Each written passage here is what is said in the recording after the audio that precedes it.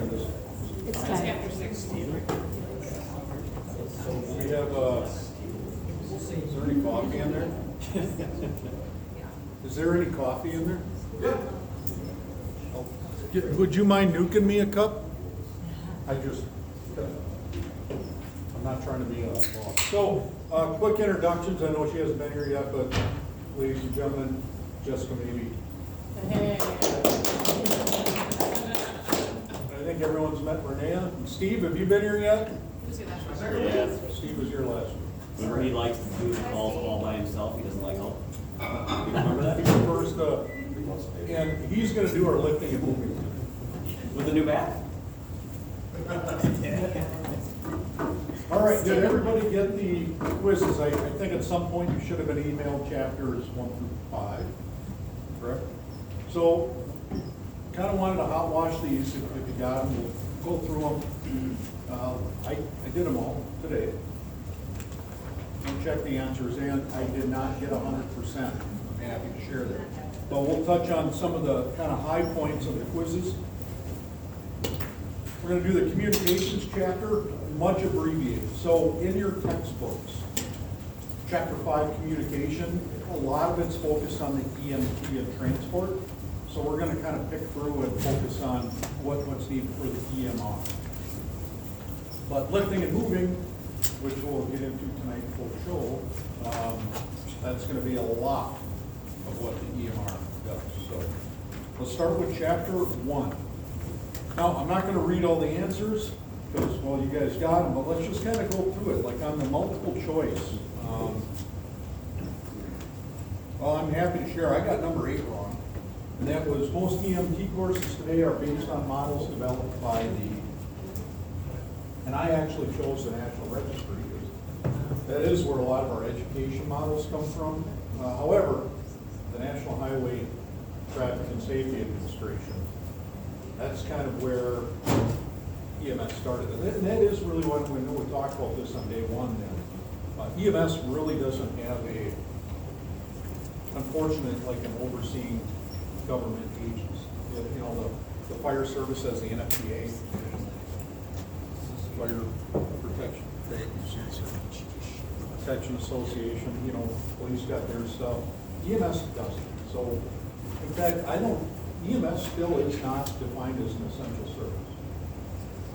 Figure that out.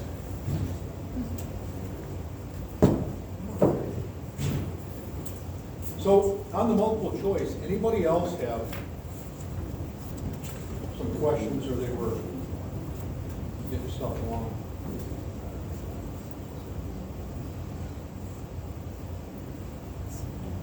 You know, the scenario-based one, again, pretty broad, generic, but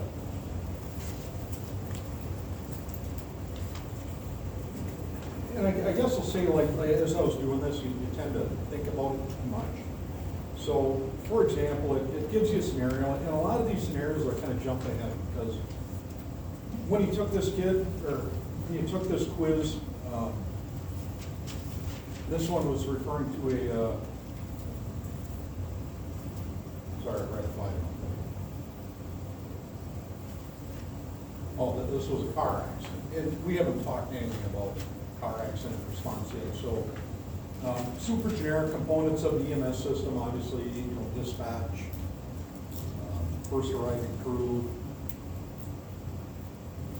got a EMR crew, ambulance crew, ALS intercept, hospital crew. So that's kind of the system. Any other questions from that chapter 1 quiz at all?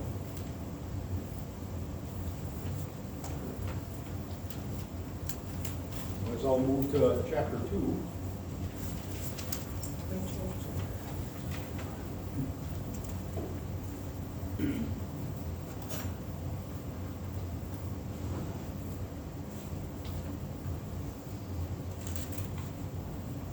That multiple choice, I got 100%.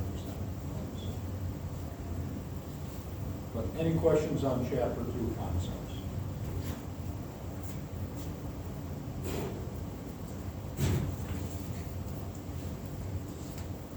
Chapter 3, medical legal stuff. I know I got number 6 wrong. So, I will tell you that if we have what we do have to have a final exam, but these first 5 chapters will be about 2% finals. Number 6 was a person whom the signer of a document names himself to make healthcare decisions for someone in the case. So this is, you arrive to a call, woman difficulty breathing, and the husband says, I'm her power of attorney. So we hear a lot of different terms get used in the state of Wisconsin, and every state is a little bit different. So if you have someone up here vacationing from Illinois, they may use different terminology than what they use in Wisconsin. So a lot of times we just come out and ask, have you been decided upon through a court to make all legal decisions for this person, or healthcare decisions? And that's, in Wisconsin, we use the term healthcare agent a lot, healthcare power of attorney a lot. Those terms can kind of mean the same, but we essentially just ask, are you legally allowed to make all healthcare decisions for the person? How about consent? Any questions on consent? Implied, expressed, informed? That's kind of the big one out of that chapter, obtaining consent.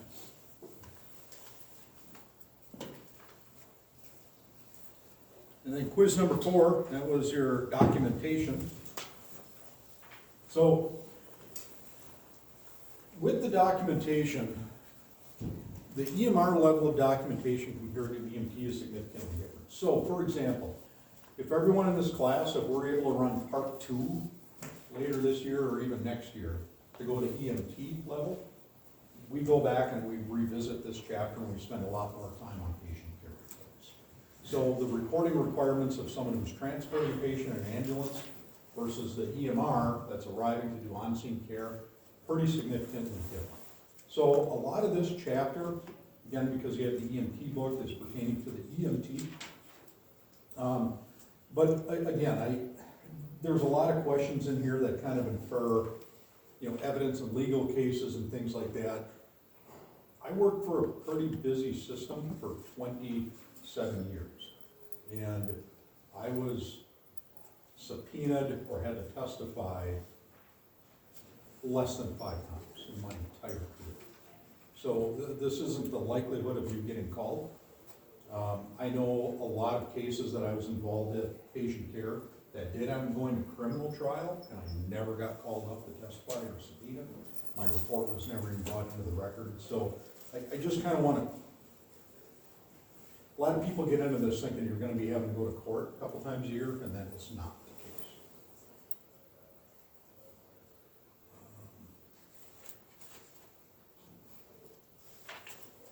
Medical control, online, offline, standing orders.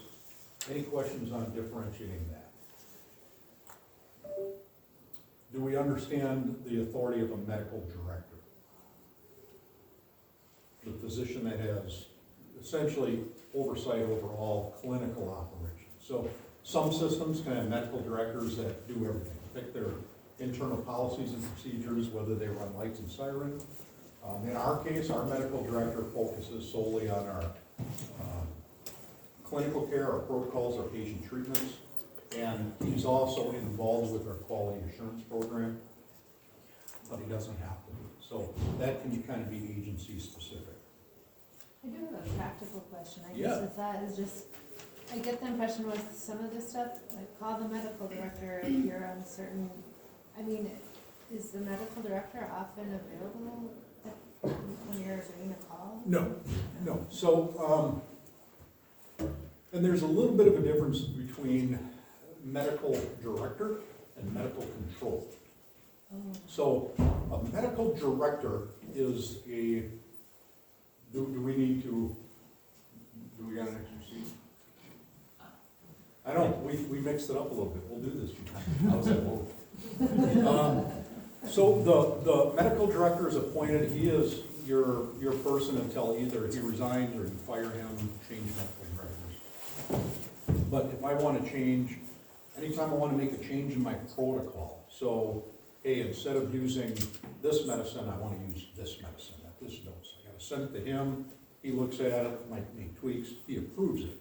Then I have to actually send it to the state of Wisconsin in this office for them to approve it, and then we can enact it. So that's the medical director, ours, Dr. Schiller, he's our medical director. We never call him.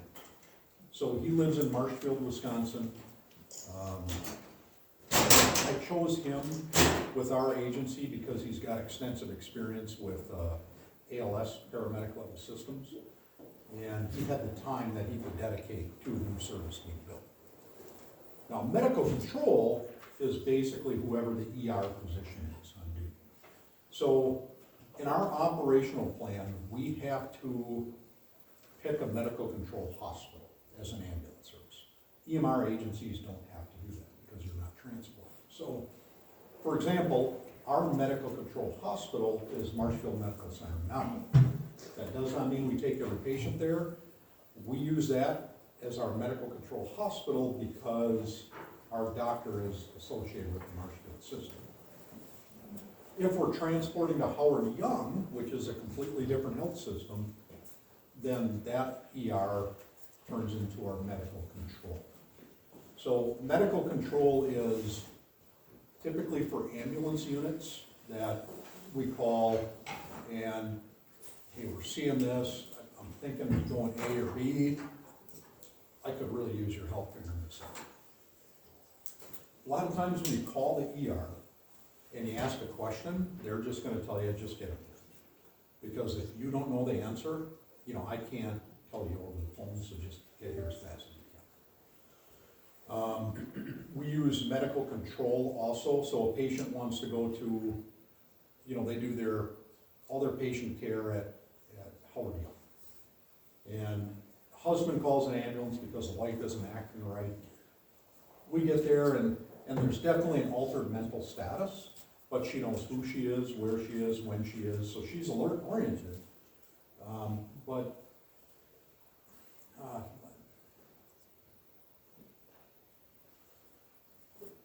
So we find her sitting on a couch, and she's hemodynamically stable, which means her blood pressure is good, her heart rate and respiratory rate might be slightly elevated, but still in the normal ranges. She knows her name, she can tell me the date, resident, knows her address, tell me everything. But when I ask, it looks like you haven't been off the couch in a few days. And she says, well, it's because I broke my ankle. I say, when did you break your ankle? She said, 9 months ago. It's okay. Have you walked since you broke your ankle? Oh yeah.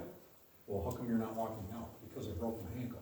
So there's, you know, her mental status isn't matching. And this is where we really get into a gray area. So technically, she's displaying capacity that she understands who she is, where she is, and that she's refusing care. This is a case where I might get the medical control on the phone and say, hey doc, I got this case, and a lot of times they'll talk to the patient, and they'll come back, and they can be a little bit more influential with sometimes a patient and or law enforcement if we have to have them put her into some type of protective hold, or now we can transport against the person's wishes. So, and that's a very tough case. Fortunately, as a non-transport, those are things where you pretty much, you're there and you just look at the ambulance and say, your problem now. So I don't know, it's kind of a roundabout way to differentiate that, but that makes sense? Mm-hmm. Any other questions on chapter 4? Yeah. I can't remember if it's question 12 or multiple choice on this one or the last chapter.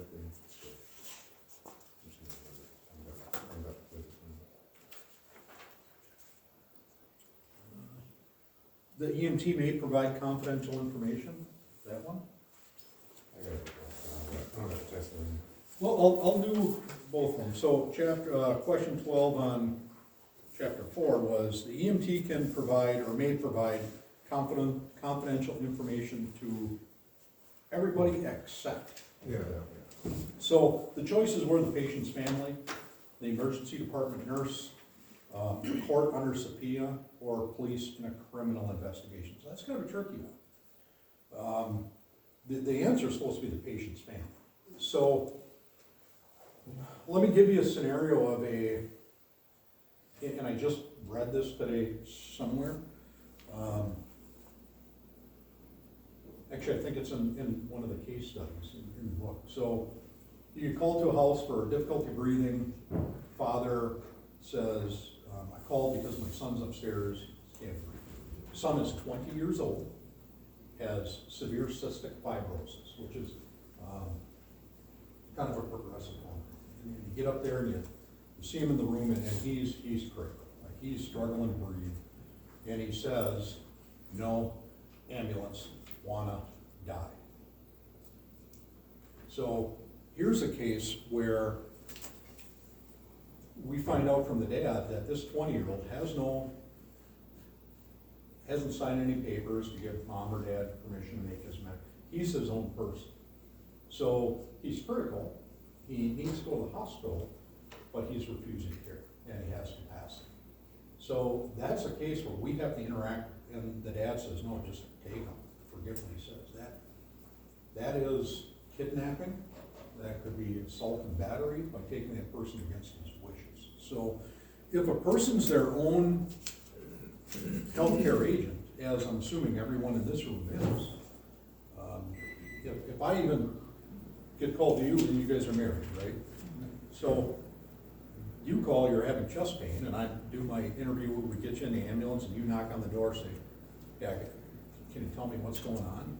I can just tell you, hey, we're taking good care of them, take them to the hospital, and I might tell you something that's, it's pretty serious, or everything's looking good right now, but we're gonna do what we can.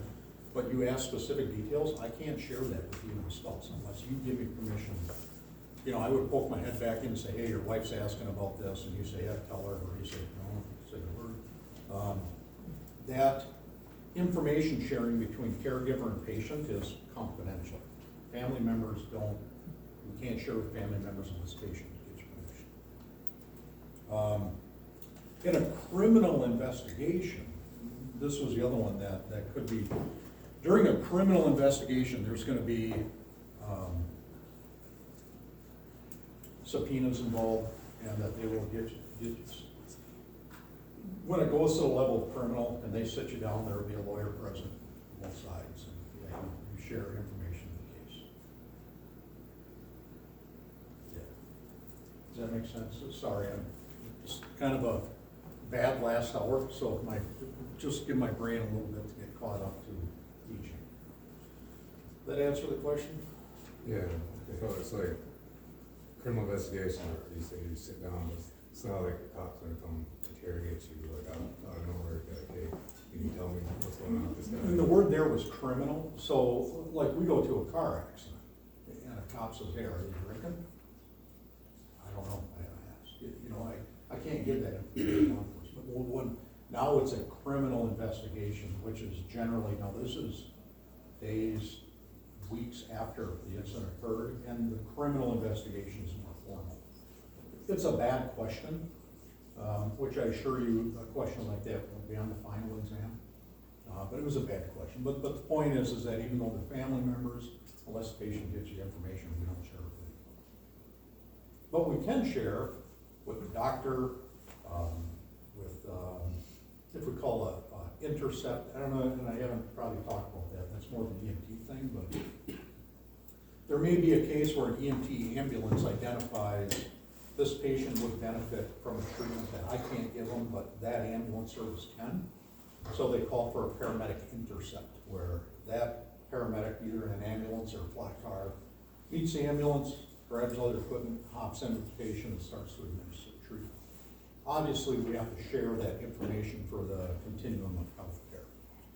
And that information can all get shared within an agency for purposes of quality assurance, as long as it's within the confines of that QA process. Which that also has to be clearly defined with an agency policy of who we share, what we share. Okay? No other glaring questions yet? All right, we will just kind of dive into it.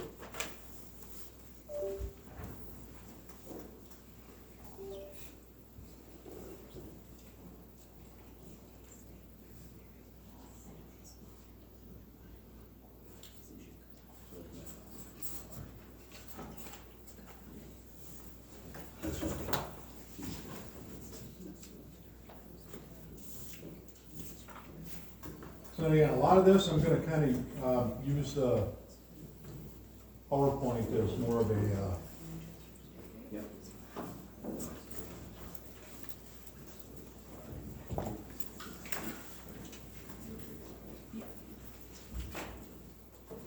so communications,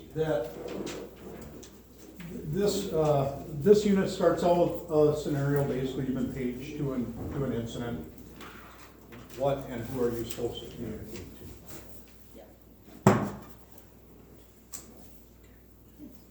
What information do we rely to dispatch? What types of equipment will we use to communicate? And that's kind of what we're gonna touch on here. So, communication is essential, and I'm gonna close up this chapter. The Regional Trauma Advisory Committee put together an acronym called AMIST on when we're having to communicate patient information to the next level of provider. And that's a lot of where the EMR communication is. So the EMR, generally if you're associated with an agency, the agency will have kind of policy and procedure for what you do on the radio.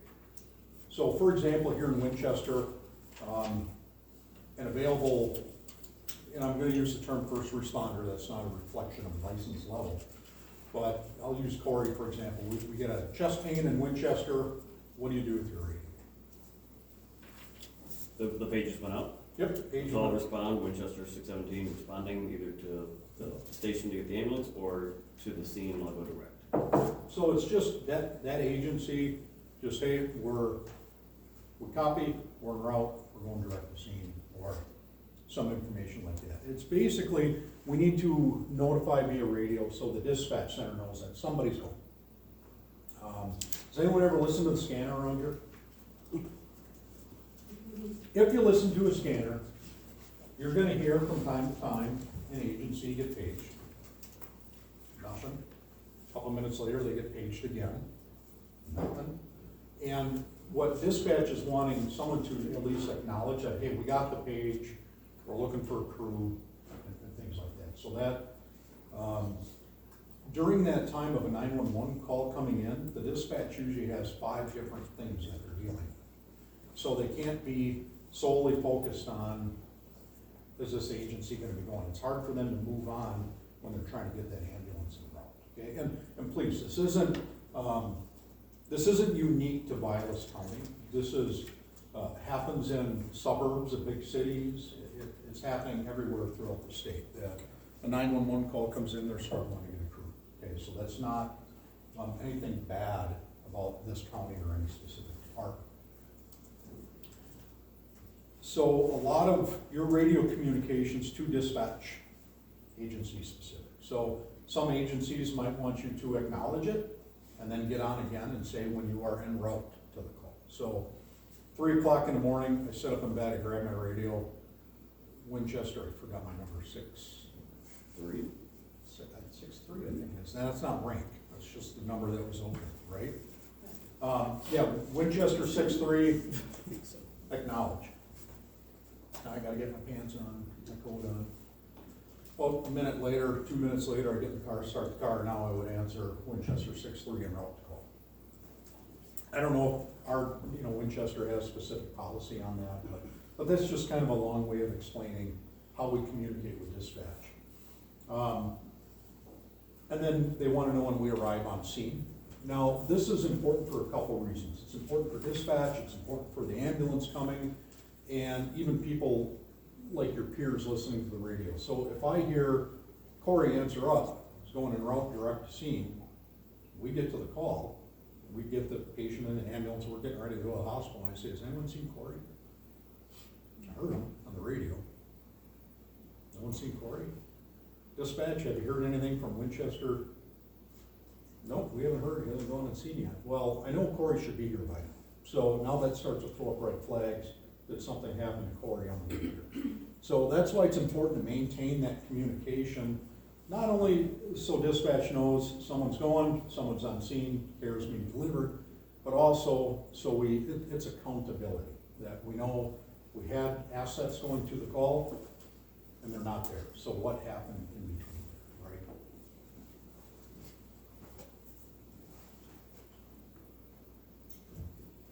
And kind of lastly, what we'll really focus on is that communication, and it's not really necessarily via radio, but the verbal report that you will give the ambulance crew when they arrive, or we call in a helicopter crew, but there's a continual transfer of information as we progress through the healthcare continuum.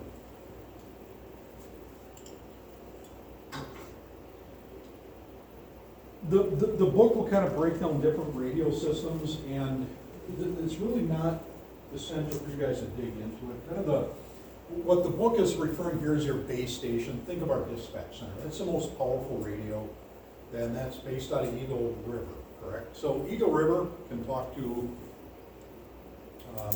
northwestern Winchester sometimes. But it's the most powerful radio. Now, if I was in Winchester with my portable radio, there's no way I'm talking to, if I was in Eagle River, there's no way I'm talking to anybody in northwestern Winchester. So the base radio, usually in a facility, mobile radios we typically find that are in our vehicles. So like the ambulance has a mobile radio, the fire trucks have a mobile radio. Those are a little bit more powerful, and the weakest being our handheld radios. So, I'm going to ask local knowledge, is Vilas Fire repeated? Yes. Okay, so we have I guess what I would call a page channel, and that's called Vilas County Fire. Every first responder fire department gets paged out on that channel. So that's where most of the radio traffic gets used for the copy and route, on scene, clear the call. That's all on that channel. If we get to an incident, it's a car accident, where now there's going to be a lot more talking on the radio and coordinating resources coming in, that there may be a switch off that main channel to get into what's called a tactical channel. So the main channel, remember, even though we've got a big car accident going on in Winchester, in another minute from now, there may be a house fire over in Phelps, and we can't have everybody on that same competing for frequency. So eventually people get broke off in tactical frequencies. And I'm sorry, anybody, like you're in Boulder, right? That summer storm, or no, that summer storm when there's 4 or 5 structure fires going on at once? We had all red, white, blue for sure, at least, all going at the same time. So that radio time can get chewed up quickly. We'll kind of talk about radio etiquette briefly. Especially when we're talking about fires, where we really want fire scenes on attack frequency in case there's a mayday. So has anyone ever heard of what a mayday is? Firefighter down, trapped, injured, calls a mayday. And if I'm trying to call a mayday in a fire on Northwoods 9-2 is chatting on the radio, that my mayday may not get out to anyone. So we really want to try to conserve that time on radio. But getting back to the repeated, what that means is that there's a tower repeater, which is a system that basically takes the signal that I'm talking into my portable, it goes to that repeater, makes it stronger, and then sends it back up. So if I key up a radio, kind of good practice is give it a second or two, so you key it, that ties that radio to the repeater, then you start talking. Where a lot of times if I just grab my radio, push the button and start talking right away, the first couple words haven't gotten picked up. Does that make sense?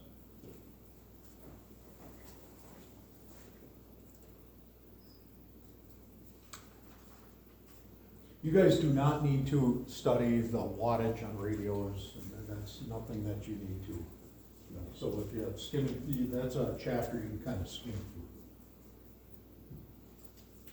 through. MDTs, I don't know if anyone has them. Do you know any fire departments that are using MDTs out there?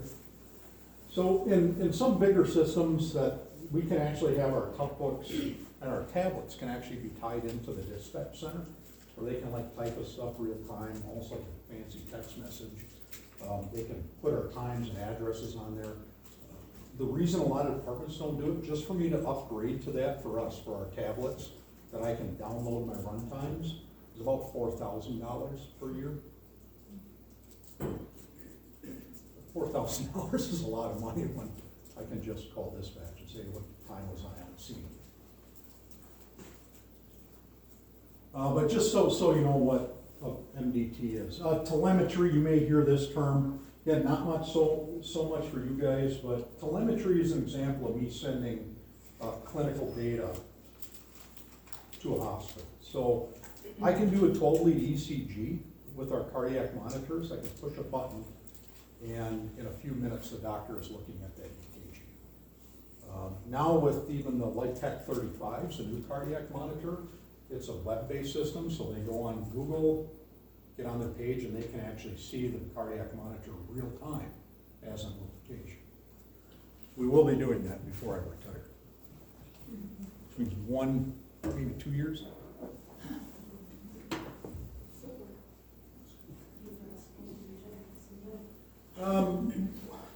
The book also talked about some kind of land-based stuff. So in the event of some infrastructure disaster, and this is very likely in this area.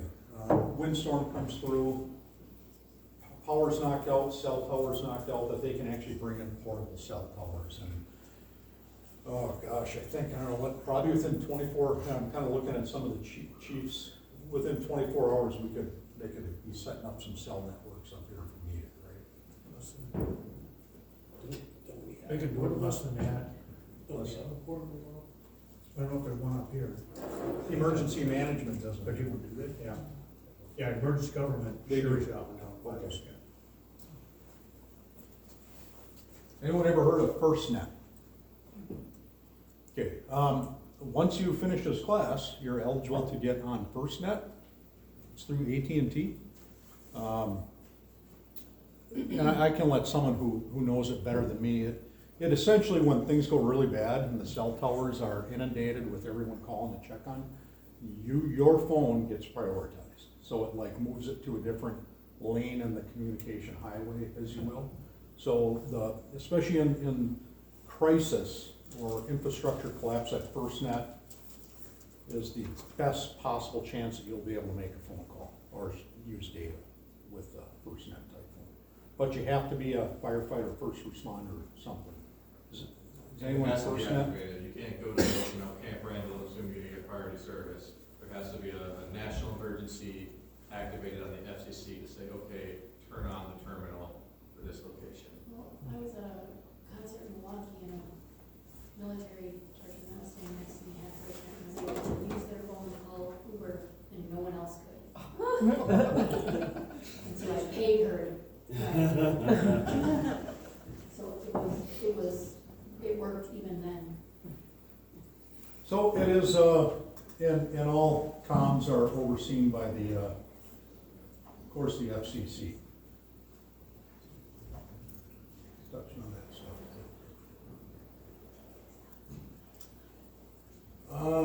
And up here, we use, a lot of this chapter 2 talks about calling the hospital.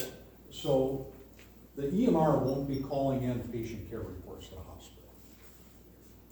Where the system I was, we still used a radio to call in patient reports. So there's some questions in the quizzes referring to what can you say over the radio. Obviously, if you're giving a report to a hospital or to an ambulance that's coming in, everybody can hear that. So if it's information you wouldn't share in the general public, it's nothing we should share over the radio. Meaning, you're an EMR, you arrive on scene to a patient, ambulance is about 5 minutes out. You can do a quick assessment, you can get on the radio and tell the ambulance, patient's critical, really struggling to breathe, kind of give us a heads up. Or probably a better example would be, we get paged for a lift assist.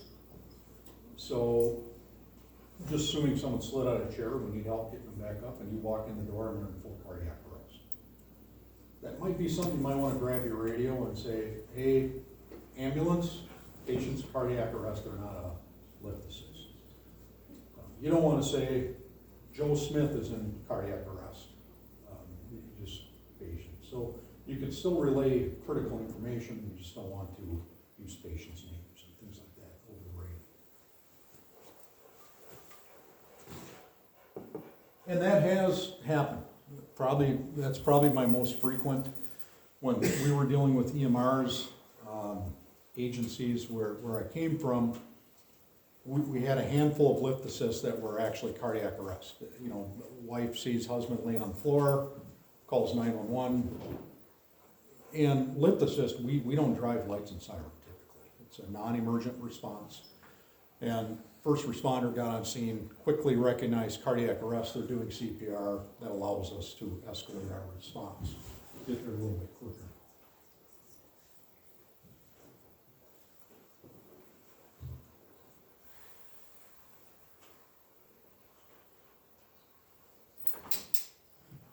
I'm just gonna go into the DMIS. So when we're talking to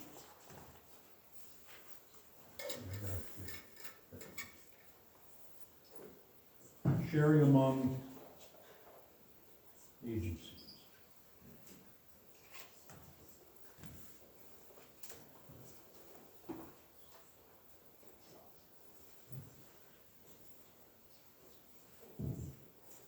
So this acronym is heavily endorsed by our Regional Trauma Advisory Council. They're pretty much not asking, they're telling all education to start teaching this format when we're giving patient reports.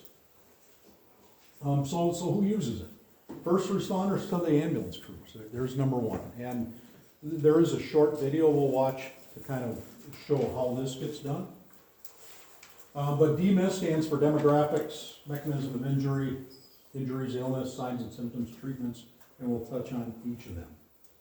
So demographics, kind of self-explanatory here. And sometimes we abbreviate this based on the acuity of the patient. So if a person's barely conscious and I come in an ambulance, at that point, I don't really care about a lot of the medical history, medications, blood thinners, allergies. We'll come back to that. But initially, this is Joe, 64-year-old male, is unconscious, going to the rest of your DMIS report. A stable patient, we can get a little bit more detail. Mechanism of injury, we'll talk about this a lot when we get to patient assessment. But this is a description of not only mechanism of injury, or also what we call nature of illness. It just talks about the mechanism of injury here because it's coming from the Trauma Council. But when we get into patient assessment, you'll learn there's almost two types of patients that we see. It's either a trauma patient, injury, or it's a medical patient of some medical complaint. Or maybe it's a combination thereof. So, for an example, 34-year-old man falls off a roof, that's a trauma. 62-year-old man having chest pain, that's a medical. You're on a ladder, you get stung by a bee, you're allergic to the bee, and then you fall off the ladder, that's a that's a little of everything. So, but mechanism of injury, specifically with trauma patients, that what is the potential cause of the injury? So mechanism gets a lot, it's kind of a broad description, I guess what we would say, kinematics, trauma. So like automobile accidents, which is probably the most descriptive for this. So if I told you that the person was driving a car, traveling at approximately, or they were backing out of and I'm sorry, I'm laughing thinking about the parking lot over at the grocery store, bank down in Manny. Why we're not there every day for an accident. Parking's kind of just, it's the Wild West of parking. It might be plowed, it might not. Please, Miss Uline, if you're watching this, no offense, but, yeah, it's, but anyway, so we got called for a car accident, person backing out of their spot, another car pulling in, struck the back of their vehicle. What picture does that paint in your head for potential mechanism of injury? Pretty minor, right? Versus, I say this person was traveling in excess of 70 miles an hour when they suddenly hit that large white line. Okay, so that's kind of describing the different mechanics. They were the driver of the vehicle, the passenger of the vehicle. They were ejected from the vehicle. These are all that kind of help paint that quick rapid picture of what may be causing. Injuries or illnesses, so this is kind of what we found during our assessment. So they were in a car traveling approximately 70 miles an hour when they struck that tree. They were ejected out of the driver's seat, and we are finding multiple head lacerations, unstable fractures to the extremities, and they've got some significant bruising on their chest. Signs and symptoms, so this is where we're kind of given the vital signs or what we've found in addition to the injury. And it may be all of it, maybe none of it. So on a really critical patient, hey, we didn't have time to get a blood pressure, but they have a radial pulse.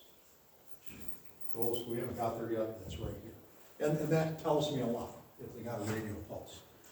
They were awake and talking when we got here, and as you pulled up, they went unresponsive. You know, that's where we talk about this stuff. And then treatments, what have you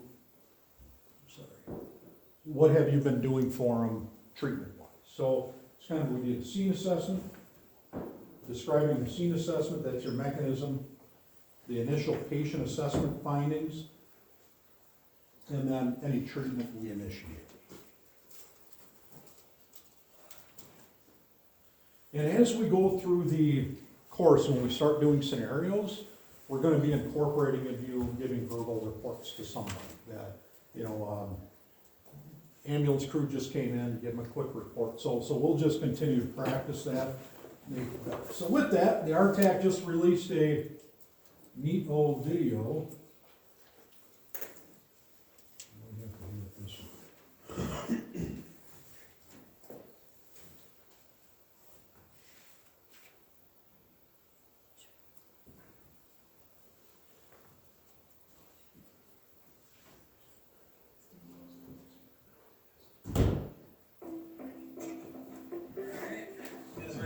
Can everyone hear it okay? Can't see it.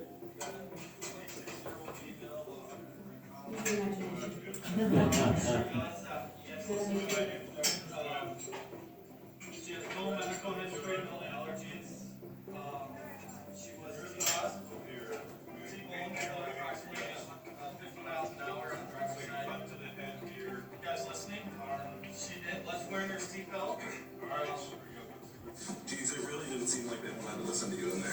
Yeah, no, it didn't seem like they were listening to anything I was saying. You know, Turn it up. This information so that they don't have to review all this kind of information that and they don't have to review a bunch of stuff. Yeah, the doctor's always been that way. Yeah, I just don't get it why we always come here and... I can send everybody the link to this video. And I'm not sure what we're supposed to do about it. I don't know. I'll summarize that first part. It was just a quick example. Crews like moving a patient over in a hospital bed. Every crew member is giving their little piece of information and the hospital staff really isn't talking. So here the ambulance crew is at the back of their ambulance complaining that no one in the hospital listens. Jason, I think you can add closed caption over on the right, or it'll add subtitles at least. That thing? Oh, yeah. You're asking a lot. You got it. But look at that. Change all that because that's our job. We need to be getting big tasks on. Yeah, surely there's something you're talking about. So they're not repeating treatments and they're not giving, say they gave them medication, they didn't hear how much medication they gave. They would have been double dosing potentially. So, I don't know. Something needs to be done.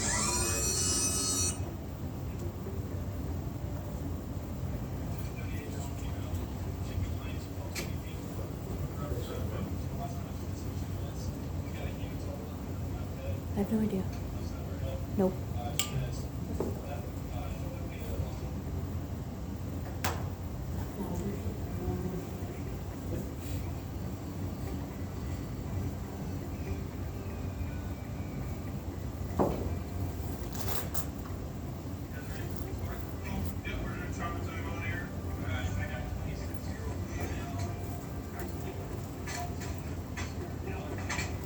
She was involved in a T-bone accident. She was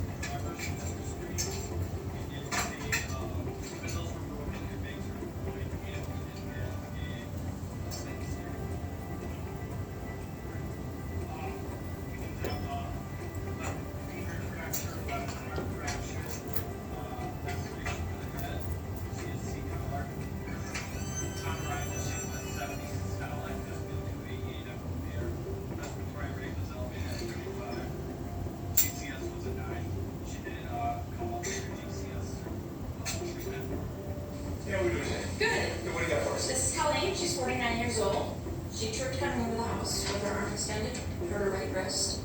She does not complain of having any loss of consciousness or hitting her head. She doesn't complain of any other injuries. In our assessment, we showed that there's some swelling, but no deformity to her wrist. She does have sensation and movement in her circulation in her fingers. We didn't notice any other injuries anywhere else. She doesn't have any major medical history that you need to know about, and she's not taking blood thinners. She still is complaining that she has 8 out of 10 pain. We did splint it and put an ice pack on it. And here's your back this morning. Thank you very much, appreciate it. All right, we're gonna go ahead and do a follow-up assessment. We're gonna get some pain control on board. And then we're gonna get them on the hospital, we're gonna load it up. If you guys could do me a favor and help load her up, that'd be great. Absolutely, I'll look at the copy. Like tell anybody's name, and I'm from North EMS. So And I'll kind of send the link to you, but it just goes through each step at how to progress from EMR to ambulance, from a BLS to ALS, and then ambulance to the ER staff. Now, there may be times, and again, it'd be really cool if you guys are an agency, but it's very reasonable that, at least I can speak for Northwoods, that we will take EMRs with us to the hospital, especially with a critical patient. Either drive, or if you've had training in emergency vehicle operation. Me personally, I'd rather have the EMR in the back with me, assisting with patient care. But when you get to the hospital, that handoff report, especially a critical patient, it's a little unnerving when you first get in. Typically bring a patient into the resuscitation suite or whatever the trauma bay is at the hospital. And there can be anywhere, what is it usually at Howard Young? Anywhere between, on a critical patient, 5+.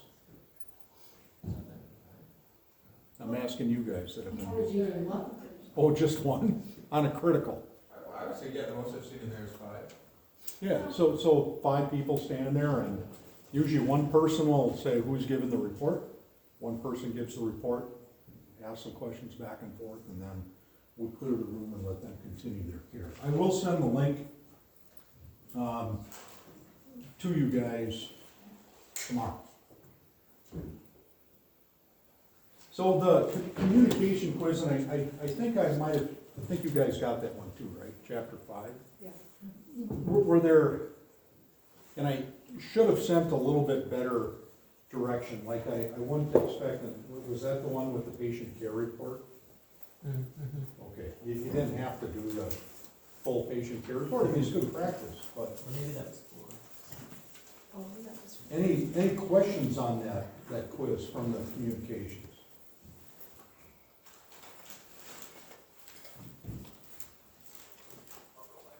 Okay, well, we are. Jason, I just want to add, when giving reports, or questions, so EMR shows up on scene to a lift assist. They ask a series of questions. Yes, you hand that report over to the next person. They ask the same series of questions. You get to the hospital, you give a report, they take that information, but they ask the same series of questions. So everybody, so sometimes we tell the patient, like, You're gonna hear the same question. yeah, you're gonna be asked this multiple times, but sometimes they come up with better or more elaborate answers each time. So it does help, but they all gather their own. Well, I always like to dig in on a little, Yeah. something as simple as a first responder's reported you're in a blood thinner. What do you take that blood thinner for? Is it, I'm just, and what blood thinner is it? Because a lot of people may think an aspirin a day is a blood thinner, which, I mean, it is, but it's a lot different than Eliquis. And why do we ask blood thinners a lot with trauma? Everyone might think, well, why are we asking that? With trauma, remember I had said falls in Wisconsin is one of the leading causes of death? So if I'm on a blood thinner, and I'm 85 years old and I fall, what's the likelihood of me having internal bleeding? Pretty significant. So if you are on a blood thinner, your trauma activation when you get to the hospital bumps up, that they're gonna start checking a lot more. I mean, if Corey fell and hit his head, he's got a little bruise on his forehead, he's not on a blood thinner, versus, my grandma falls and hits her head and has the same injury, she's gonna get a lot more attention, a lot more testing quickly, because there's a higher likelihood that she's gonna develop, internal bleeding or maybe even a brain bleed, just based on her age and the fact of being on that blood thinner. Was there another question I didn't answer? Okay. Well, I think what we'll do, it's about 10:02, so this would be a good time, just take our quick break, and we're gonna move into lifting and moving. Very little talk, a lot more hands-on.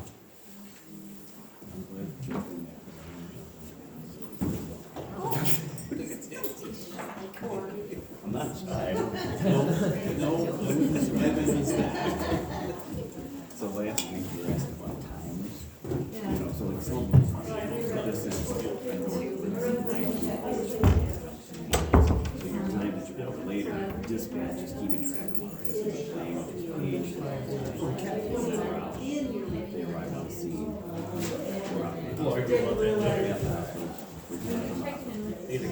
That's the radio, that, each one of these times is a radio check. So Northwest 92 responding on scene in Rockland Hospital, Cleveland Hospital, back at the station. So there's a ton of times, whether it's those times or checking, you know, vitals sometimes, but it's all. I'm not even gonna do a call. Right, no. Yeah, some of it's just, yeah. Somebody's keeping track of it.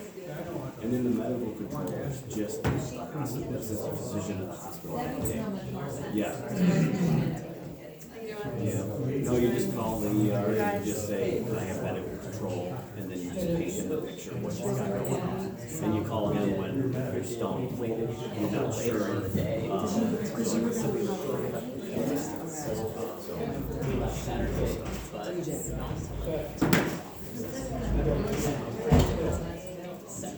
Yeah, yeah, so I don't know why EMRs don't use it, because realistically, they were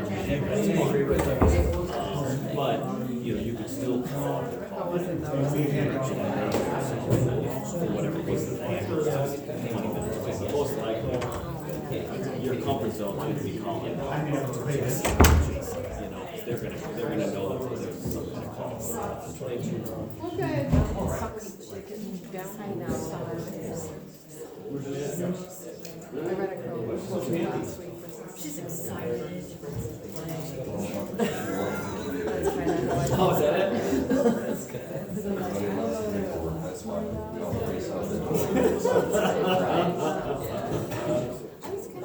asking Tyler what kind of work was A lot of. I got it just in time. Yeah. I like the fire reports. What did you do for water on it? Yeah. Well, but you know, I think there's two fire reports, paper, and then there's whatever. So like But she just doesn't get to have it anymore. Well, they're gonna, they offered me. I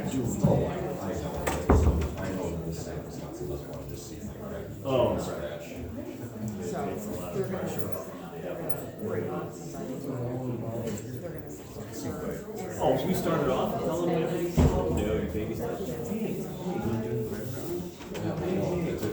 If I would have, No. Oh, just take the EMR class, you know. she would have expected this level of service, 40-hour service. Wow. Things will make sense now. It's Why they're doing certain things, and it just keeps building. That was very like, yeah, I mean, I know a lot. Well, I mean, Why not?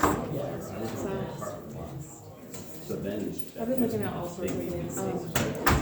There was a lot of stuff in the class that made sense, just because I had watched it. Yeah. Why didn't you just run it? Yeah, but it didn't make sense at the time, but, you Yeah, know, it that's obviously was just the part powers of related, and now during the class, what you're is gonna all go back out to there, Zoom calls fully and remote, be like, and oh, what your okay. skills and. I really think Oh, wasn't that a fun day? Isn't that a fun day? Or January. When there was a double one Maybe. Yeah. She's excited, yeah, she's a little artistic. Yeah. Yeah. And I think there was a physicist that turned into a transport. Yep. Turn around. Oh, wow, that was fun. I missed that. I didn't tell you.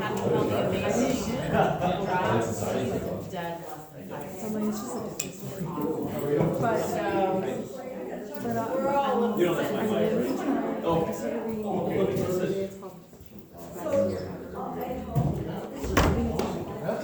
It's just Well, that was, done for night. Yeah. So we're all like, so we got her to. Sorry.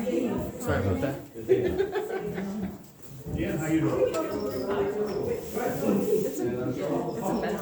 It's a good mental challenge. Oh, sorry. How much time? She just passed for the first time. That was nice. And her, that's Art. They're good friends. They've known Art. Zeta has known her. I could do that, as long as I don't have to be doing it. It's not a ton of time, but it's something. Yeah. Hey, Yeah. Janet? Yeah. We did remember, right? We were like debating on our calendar. Right. We were discussing it on the way here. Katie and Tyler. Marcus. Come here. I think there's multiple bathrooms in the bathrooms, right? Not in the men's.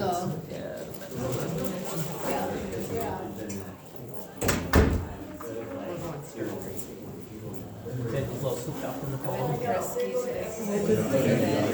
was kind of cold. It was cold too. It was cold. It was pretty windy. That's the one. I went for a snowshoe on Monday. Oh, this is my buddy. It was too cold.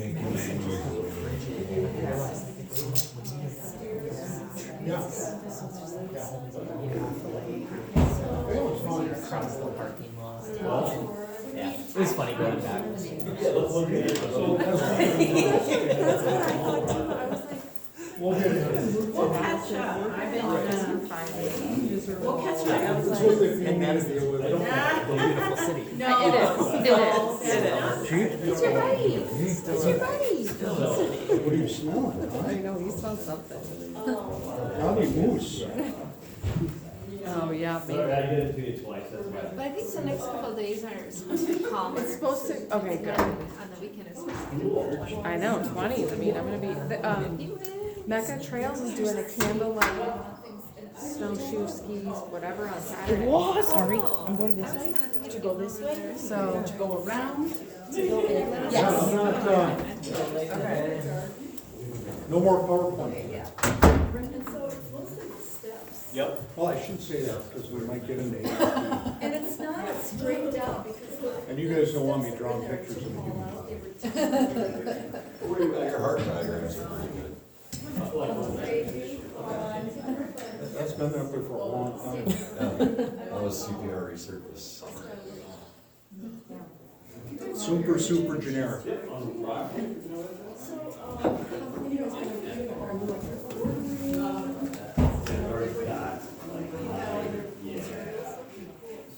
You gotta be careful because I can talk about the heart.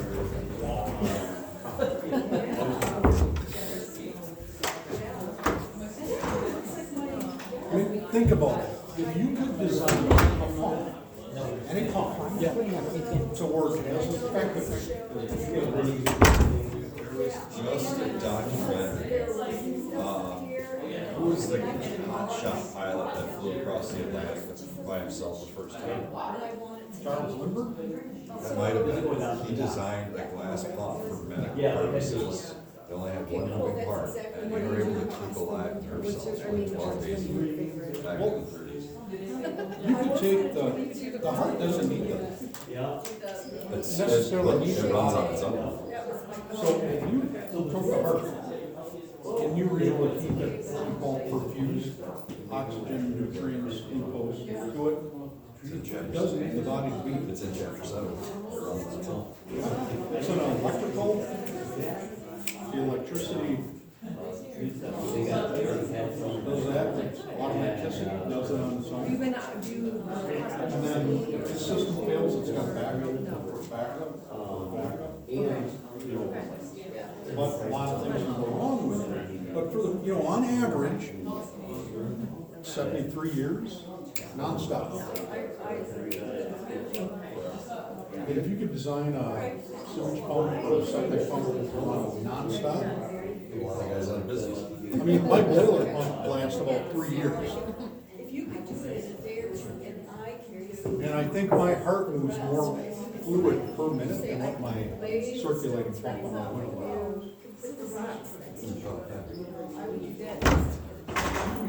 You should look up, I think it is the Lindbergh. That's how they started doing all the Lindbergh. Well, I know Lindbergh invented the house. Smart guy. He had, I think it was a sister or something who was chronically ill. He was also a communist. Huh? But you should look up the Lindbergh. It's pretty fascinating. Actually, in the 30s and 40s, America came real close to becoming a socialist, communist socialist. Right before World War II, it was gaining a lot of steam.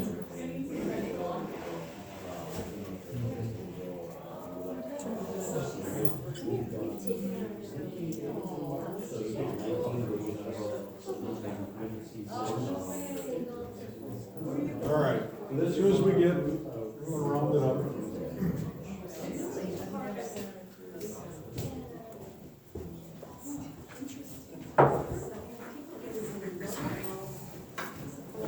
I'll just get on one way. Well, I don't God, Corey, you're in the lead. That's clear. We forgot to pause it. I actually wondered that as I walked past at one point. I was like, I think that's still recording.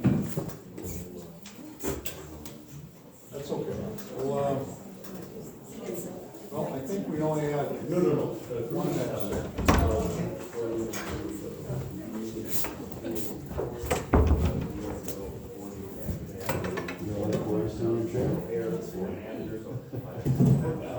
Is it still cold out? Yeah. Still cold outside? Oh, yeah. I've been in. Till summer. Not as bad as it was a couple of days ago. But this weekend, Supposed to warm up, 22. Oh, yeah. Great day for I don't know for all. I've got mulch too. well, I was told I'm going to the Glide on Saturday. I'm sure nobody will be there. You're definitely gonna break, you're definitely gonna break your wrist. Don't bring the EMS up though. Put a helmet on. Howard Young's got a glide tally on their dry erase board. They really. Snowmobile accidents, fish hooks, women, glide, what is the other one? I like that too. All right, well, we'll jump back into it. So we're gonna do lifting and moving. Lifting and moving, in my opinion, is probably one of the hardest parts about being EMS provider. The clinical treatment, we'll get you guys comfortable with that. It's how do we get that person from where they're at onto that cot or in the ambulance? And sometimes therein lies the challenge. So, lifting and moving chapter, a lot of this is pretty self-explanatory. So, just like what your high school gym teacher taught you. So a couple of the high points of lifting and moving. It's really easy, I guess it's easier to talk about what not to do. So twisting bodies, we avoid that at all costs. Really just getting in a habit of trying to keep your torso and hips in line, kind of shoulders above hips. And we're lifting predominantly with legs and buttons. So a lot of squat type lifts, and the closer you can get the weight to you, the easier it is to lift. Obviously, it's easier for me to hold a cup like this than it is like this, right? So the closer it is into your body, the more strength you have. Text even goes as far deep as getting into equipment lifts. So you'll see me sometimes come out of the ambulance and I've got two big things that might look like they're heavy. People going around here, let me take one of them. It's balance. You know, one heavy thing, I got this twist of my spine. Two heavy things, I'm more in line. Even picking up, where as I age, leaning down, grabbing equipment like on a fire scene and then standing up like that, okay? In the ambulance, we have a lot of specialized equipment that we can use to move patients. And although as an EMR, you aren't carrying this equipment necessarily with you in your personal kits, but you'll be assisting EMS with it. So we're gonna kind of demonstrate a handful of things, and then we're gonna break into groups and kind of let everyone play with some of the equipment we got, actually picking people up and moving them around, okay? We don't have stairs here, do we? I have a step, like a two-step ladder. Well, we're gonna move, you know, for moving, because believe it or not, sometimes people get hurt in the lower grade, we gotta bring them up and out. Sometimes they get hurt on the first floor. What's it? Sometimes they get hurt on the first floor. And a trailer, Yeah. and a small hallways. There's times we have to move people and there's times we wait till we got help. So, the text refers to a lot of urgent moves. This is when at the position the person's in, it can be immediately threatening to life and health. And a couple examples, everyone thinks, oh, they're in a car that's about to explode. You know, someone actively being impinged with fire and they're in a car accident, yeah, we're gonna try to get them out any which way we can, yank, pull, do it. And everybody should know, even without medical training, that if it's a traumatic type injury, we try to do what we can to protect the neck, okay? Now, backing up even 20 years ago, that when everyone was worried about neck injuries and breaking a neck, moving them, I would say that the skill set has really loosened up or softened up as far as what we call cervical spine protection. Now, we've got a whole unit on that later in the course, so I'm not gonna go in real deep. But a lot of urgent moves, drags, if you think we're going to try to pull a person along the long axis of their body. So, you know, grabbing underneath someone's shoulders and pulling them straight, doing our best to keep their neck in line. Jesse's doing like a horse wrap. In fact, have a seat, like if she's in a car seat. Try doing this sometimes, that you can go underneath, wrap up. I call this a horse wrap. And then someone getting behind the person in a car. So I can grab this, pull up, and then with a couple other people, we can work to get them moved out of the car. So there's different lifts like that. We'll let everyone play with that. But for the most part, if someone's down on the floor, even between a table and a toilet, or I'm sorry, the toilet and wall, which is kind of the dreaded spot, if they're talking, they have an intact airway, a lot of times what you're gonna do is you're just gonna take care of them right there until more help comes. Somebody who's north of, I'll even say 250 on up, you know, that's a lot of weight to try to be picking up and moving. So we wait and we call for help. We're fortunate that the 4 towns here, we have fire departments. And even if you're the only EMR that shows up and you get an ambulance crew and 2 people show up, you might have the ambulance crew walk in the door and say, the 3 of us ain't doing this. Get on the radio, page the fire department, because you don't need any medical training to help pick up heavy things. So we just keep calling until we get the help we need. And if that fire department, that town we're in can't help, we call the next one, hey, can you send some guys? And I would bet, I'll just say a lot, that if I put a call out, I'm gonna get people showing up to help, especially up here. I've never been, so basically we're not, I don't ever want you guys to put yourself in a position that you're gonna throw your back or get hurt. So, before we move people, what's something that you could ask a patient?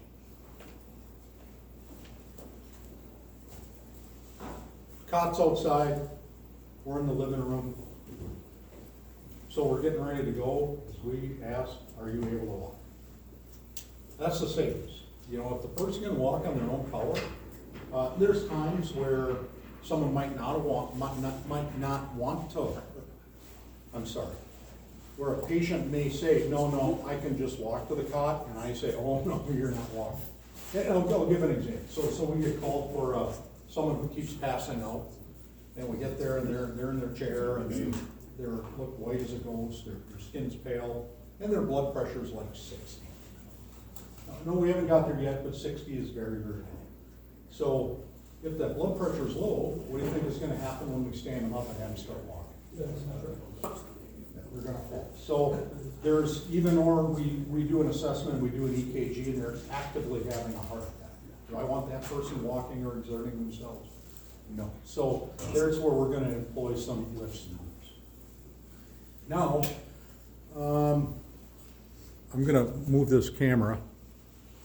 Whoever has to watch this video, I feel bad for them because they got to watch break.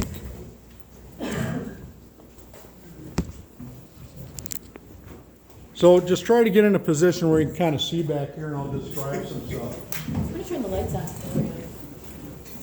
I'm going to start with this. This is the primary mode of transport. Lactoplambo.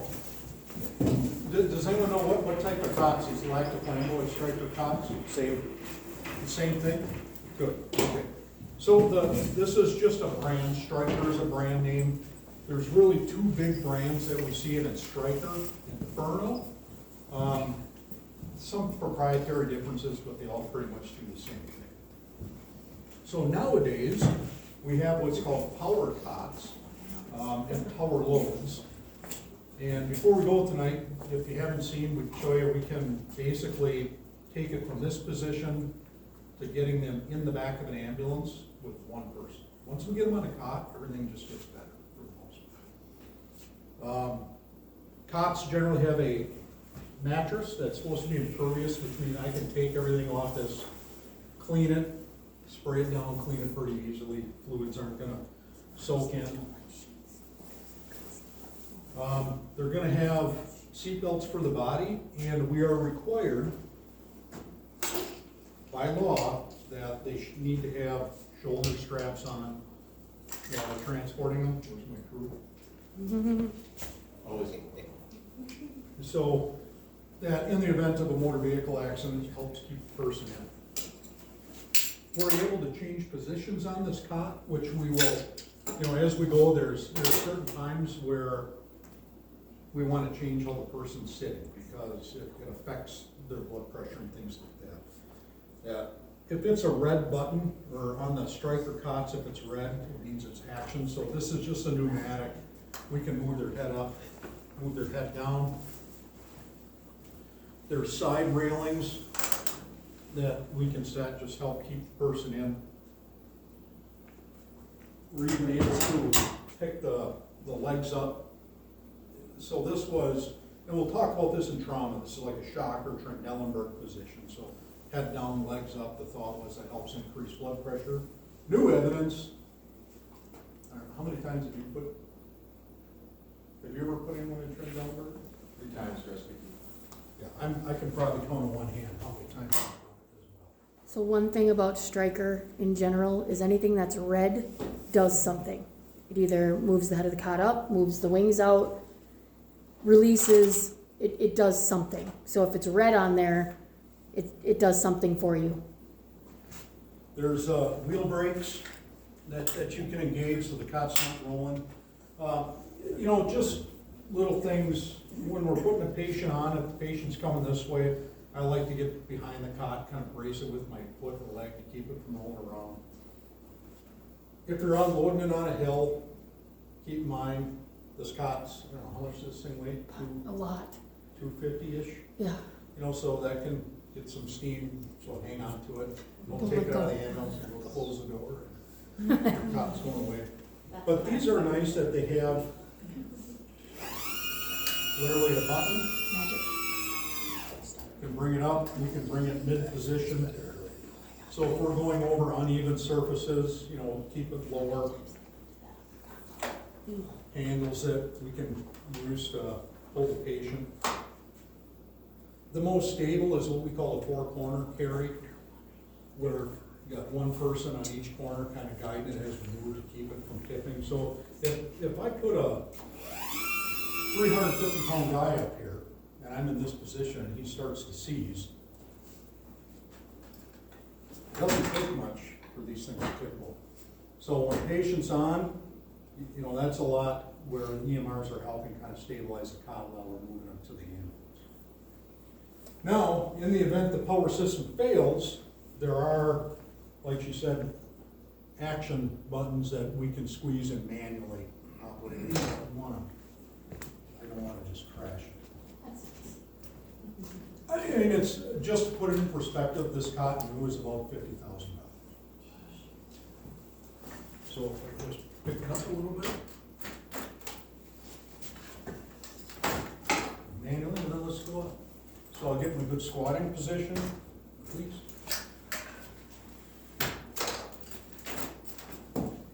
There. So that is the cot. This little fun piece of equipment is what we call the stair chair. The first 300 times you grab it, you'll fumble around, how does it work? But to get it laid out, there's really no buttons you gotta push, you just unfold it, and it's just what it is. It's a chair, you've got two cross straps that go across the person, and then there's a footrest they can sit on. These we can extend to help carry the person. The handlebar at the top can get extended, and you've got carrying handles out here as well.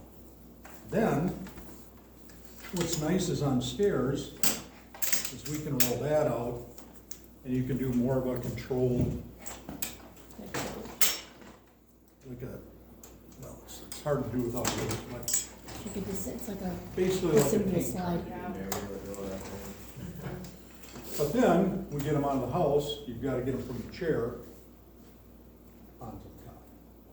So what I like to do a lot of times is I'll put a blanket or mega mover, which I'll get into in a bit, set that on, so then all we do have to do is pick that whole blanket up and transfer them over. And this also has wheel locks. Can you, does the, I don't know what you call those grid things, but do they only go in one direction, or can you take somebody up We can go the up or stairs? down, and so, Up is way like, Presque Isles, Way harder. Presque Isles is motorized, where that one, you can actually control a button, and the paint treads will move for you.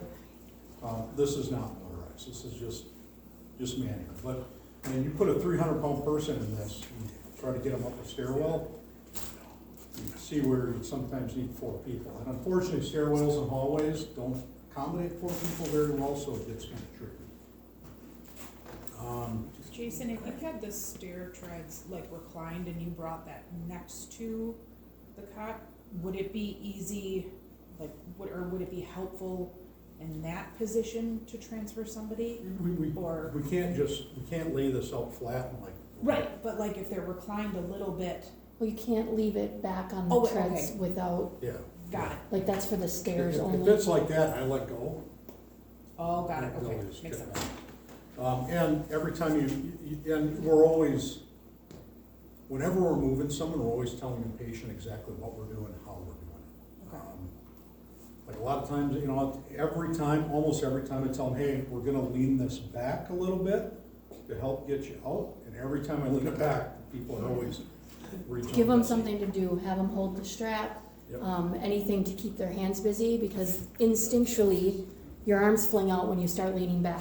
You just have to walk them through it. You need to hang on to that strap, because they'll grab, and it'll throw you off, and that's how you get hurt.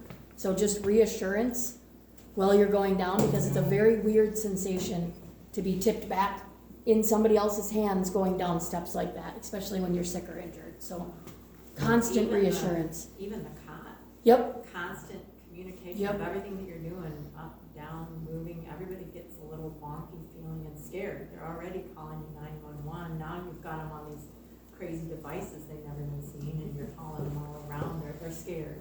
So talking them through alleviates a lot of issues. And you're gonna hear crews talking like lift on 3. 1, 2, and we all lift. Rule of thumb, the person at the head makes the call. So who's ever at the head of the patient is the one to, you know, they're in charge of everybody ready, everybody in position. I will say, some systems have used like the person's personal chairs that they're in.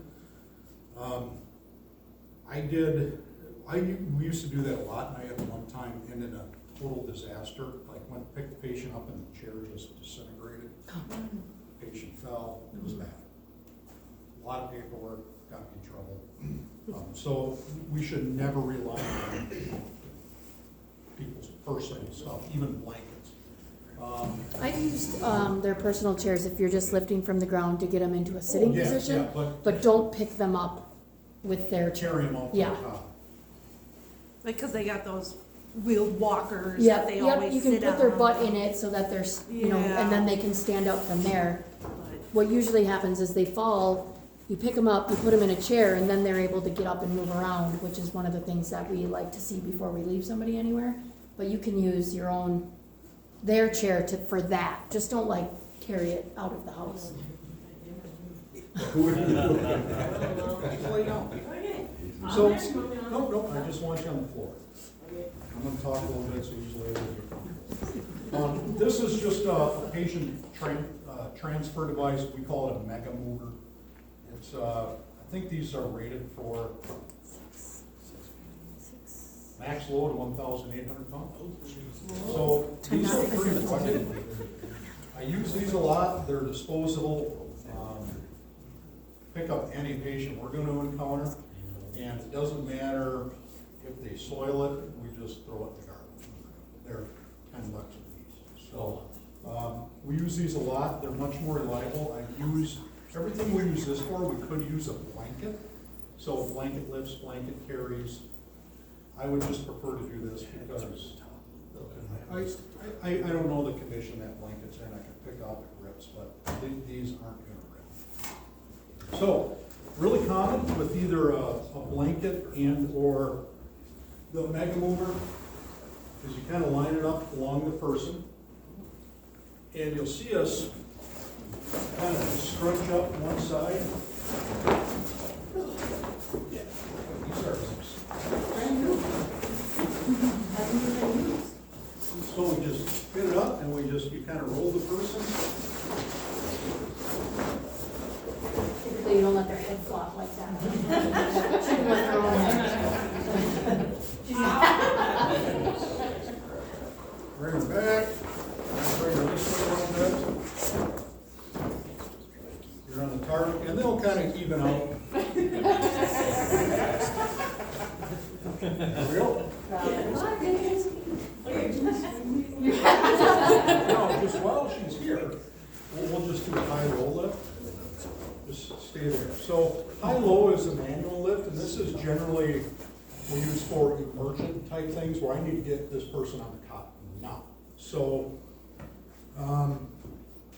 this one you kind of got to be a little bit careful with, you know, what you're comfortable lifting.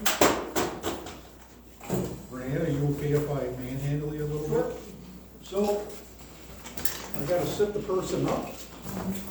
Get a squatting position, and I go underneath the armpits, I'll grab their wrists, See that? squeeze them tight, so they're right up tight on 3. 1, 2, 3. And that's a very easy way to just, you can move quite a bit of weight like that. So if we're in a real hurry, or I don't want to take time doing this, I don't want to take time doing that, we'll just pick them up and do a manual high-low lift. Can you show that again? That Yep, split behind your if I get behind them, Yep. so even if she's in a chair, so let's just say she's in a chair now, and I want to get her out of the chair. Well, no. I just don't want to be in the way so they She can won't see. get her. But you're grabbing her So- wrist. Yeah, I stand Let's with her say Renee is in cardiac arrest. Good. She's in a bed. I can't do CPR in a mattress, right? So this is something where you may have to do as a EMR, and if, to a certain level of your comfort, where I need to get this limp, dead person, I'll sit them up, grab a wrist, and squeeze. Now I can get them on the floor, controlled It's down. much nicer than just rolling them off the bed. Start doing that. Little back crack action. Gentle enough. That's probably the most common manual lift. I've done Bruise doesn't matter. side by side, like, Oh. one under the legs, behind the back, kind of like a seated up and, I mean, you get creative when people are stuck in funny places, so. Not doing workman's comp. This is similar to this is called a scoop stretcher. It's almost like what we call a backboard or a longboard. The difference is this one.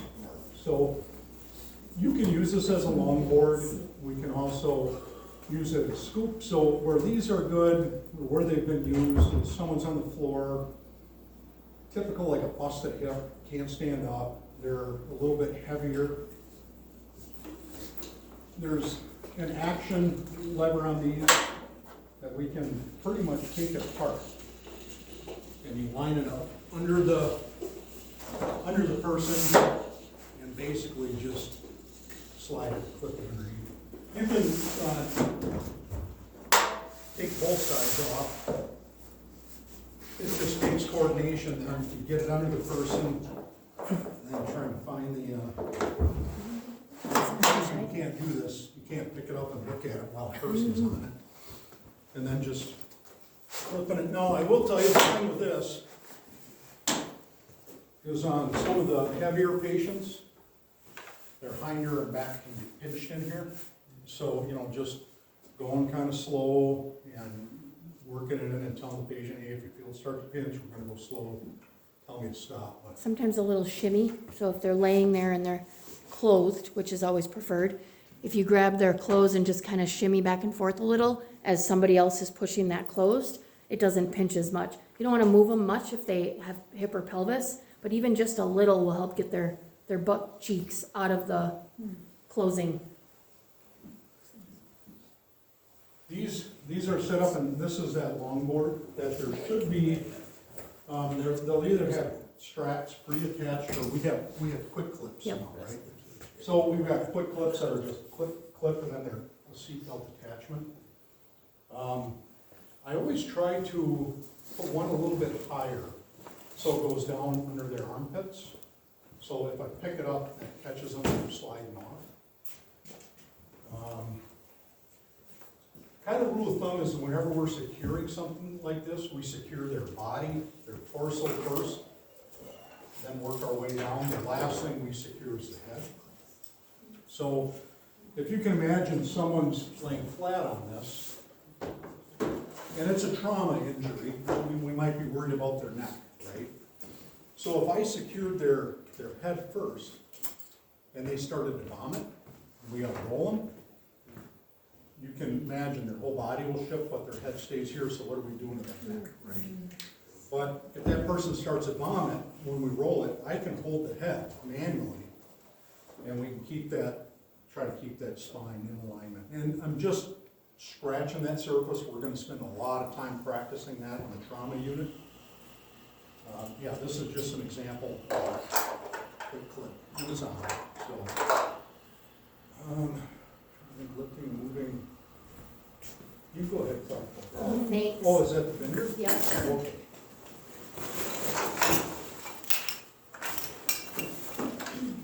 So these are called Binder lift. There's a standard and a bariatric size. I think all 4 of our ambulances in the district here have them. Essentially, it is a lifting device that adds handles to people. So if you have somebody who's on the floor and they can't get up and they're too big for 2 people to lift, you can put this around them, so. And naked. So you put it around them, Soft part up into the armpits. okay? And it straps, these are called groin straps, so these go underneath, in between his legs. On the righty.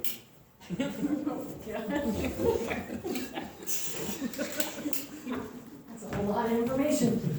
Oh, I've been doing this long enough. And you tighten the straps. Well, I should be on the ground. Well, we're just standing. So essentially what you're doing is you're tightening it, you get them all tight so that it doesn't slide when you lift. The groin straps are important because if you just pull on this, and they are old and frail, sometimes it just comes right up over the top of them. So the groin straps are important. Sweat. Naked. But it gives you handles, I'll turn around, all the way around. So you could get 4 people, 5 people in there to pick somebody up. And it doesn't hurt them because you're not pulling on their arms. So your first instinct with older people, especially ones that are on the floor, is to try and help them up, right? But you're pulling their arms, you're gonna hurt their shoulders, you're gonna hurt yourself, you're gonna hurt them. This is easy to put on, it's quick, and you can literally pick them up and put them on a bed, put them on a chair, put them wherever, and it doesn't hurt them. So it's great. And then there's a bariatric size too. Which, I was thinking the bariatric one was big. this one gets pretty big. I've had it around a 600-pound guy. And we were able to pick him up with like 6 or 7 people.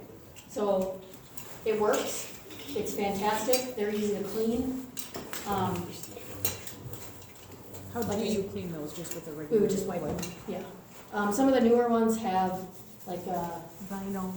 yeah, they're like a vinyl. These probably could just go in the washer, actually. The vinyl ones just wipe. A lot of our frequents know what it is now. Yeah. Anybody that's newly introduced, we tell them like we're almost putting on like a life jacket. Because they're wondering, again, they're scared and wondering what in the heck thing we're putting on them. And then as you see, it took a lot to connect, and mind you, you're wiggling and you're in private parts and stuff, and you're just talking to them has been really, really helpful to give them reassurance. And then when we do lift them, they're so happy because for years they've had their arms pulled, wrists pulled, and they're like, oh my gosh, that didn't hurt at all. So a lot of them, they come in and be like, you got that thing? You got that life jacket? They know it doesn't hurt them. Right. And it's not hard to put on, right? It's kind of self-explanatory. You put it around and I'll have you guys go through it, play with it, touch it, all the things. Put it on, you tighten it up. Most important that you keep it tight on their body. The groin straps are probably the most important part to tighten, because then when you pull it, it doesn't slide up over their head. And I think like groin straps, if I'm sitting, a lot of times you gotta just take the straps off. Yeah. Get underneath low, get it up as far as you can, and then Yep. start the. You want it, and I know it sounds, you're getting kind of personal, but you really do want it up here in their groin. You don't want it like here on their leg, because it's not gonna do the same thing. And then if you were to tighten it and they were all like right here, it's gonna slide up, right? When you go to lift them, so it's not in the right spot. So then you're gonna have that where they try and slide out of the bender. And then when you're sitting them back down, you quickly release them. Yeah. And if you guys ever don't wanna forget that, let's leave them hooked up and try to straighten their legs up. Yeah. And you'll know to release the groin straps. You can leave, that's one thing that I've done in the past, is put this on somebody, and when they get them where we think they're good, we'll release the groin straps. And if they're like, nope, this isn't good, I'm still sliding or whatever, you still have the handles to move them a little more if needed. So I don't take it off like immediately as soon as we get them into position, because if they start sliding again, then you lost all your handles and you're back to on the ground. I think what we'll do is we'll just break into a couple groups, and Do 1, 2, I think we can do 3, a 4. bender lift to the stair chair.